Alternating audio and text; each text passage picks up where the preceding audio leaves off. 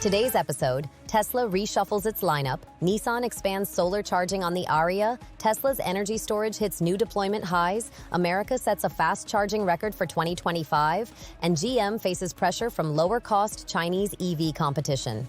Welcome back to Autonews Daily. I'm Leah Morgan. Let's dive into today's headlines. First up, Tesla's Model S and Model X appear to have reached the end of their production run. Recent coverage indicates Tesla has discontinued the current versions of both flagship sedans and SUVs, a move that marks a clear pivot in the company's product strategy. For longtime observers, this is a meaningful signal. The cars that once defined Tesla's premium image are being retired from the lineup in their present forms, which raises questions about the company's priorities for design, technology refresh cycles, and how it will serve owners of those vehicles going forward. This shift isn't simply about badges and body styles. The Model S and Model X have been platforms for Tesla to introduce new tech and high-margin configurations, and removing them from active production creates both practical and strategic ripples. On the practical side, owners and prospective buyers will watch closely for how Tesla handles parts, software updates, and service for existing vehicles.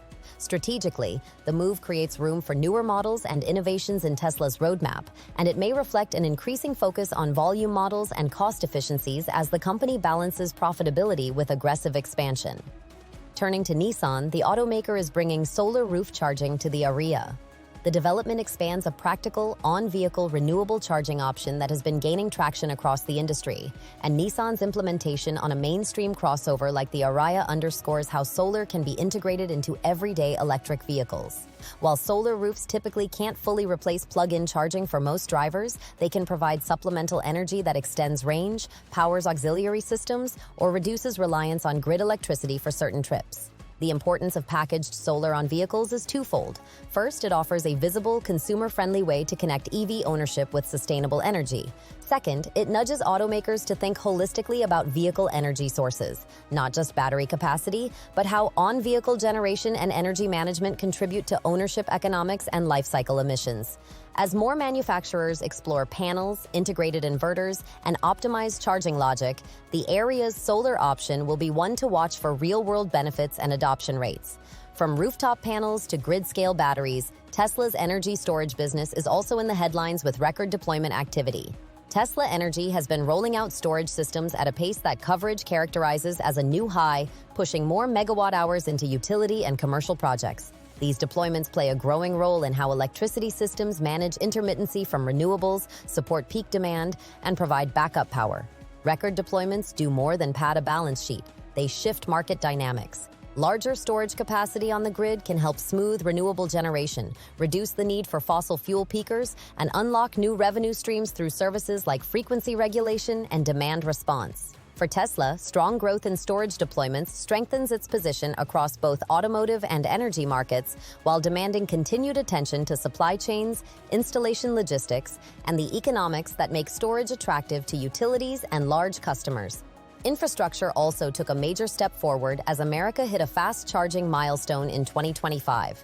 The country's fast-charging network has been expanding rapidly, and recent updates point to a record year for installations and upgrades. Faster, more widespread chargers reduce a critical barrier to EV adoption, range anxiety, and the time cost of recharging on longer trips. More stations, higher power chargers, and standardized payment and network interoperability are central to creating a seamless charging experience. The implications for drivers and automakers are significant. For drivers, denser fast-charging coverage means practical parity with the convenience of refueling a combustion car on many long routes. For automakers and charging operators, the focus shifts to reliability, uptime, and balancing investment in ultra-fast charging with the economics of utilization. Policymakers and planners also face choices: where to prioritize public funding, how to incentivize private network deployment, and how to ensure equity so that charging infrastructure reaches underserved communities and follows travel patterns, not just high-traffic corridors. Now, a quick note from us: please like and subscribe. It helps us keep bringing the news to you. Finally, closing out today with a development that ties many of these stories together. General Motors is navigating growing pressure from lower-cost electric vehicles produced in China. The coverage highlights how more affordable imports and competitively priced models from Chinese manufacturers are reshaping pricing expectations and competitive dynamics, particularly in markets where cost sensitivity is high. For an incumbent like GM, which has been investing heavily in electrification, the arrival of cheaper alternatives forces a reevaluation of pricing strategies, supply chain decisions, and where the company positions its value proposition.